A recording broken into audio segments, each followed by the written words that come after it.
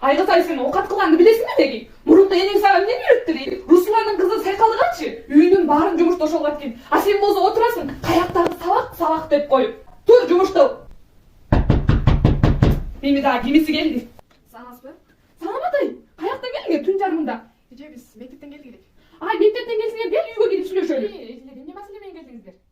Ажар он күндөн бери мектепке келбей жатат. Ажардын мектепке келбеген себептерин билели деп келдик. Эжеке, менин белим ооруп. Ажардын класс жетекчиси жана мектептин психологу болуп Ажардын үйүнө келишет.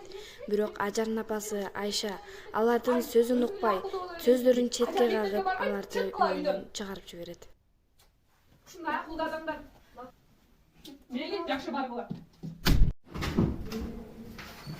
Жакшы көрөсүң. Мен сүйлөшөй деп аттым эле. Мен дагы сен менен сүйлөшөйүн деп элем. Калайсыңдар? Жакшы буюрса. Мен өткөндөгү Ажар боюнча айтайын деп аттым эле. Апасы Ажарга өйгөлүк жасай элек. Апасына чаксыз кайтат. Атасын чак көрбөйдүбү? Ооба, айтчу. Мен сизге мектептен чалып жаттым эле. Мен мектептин психологу Наргиз апамга айттым. Кызыңыз Ажар боюнча өйгөлүк айтайын чалып жаттым эле.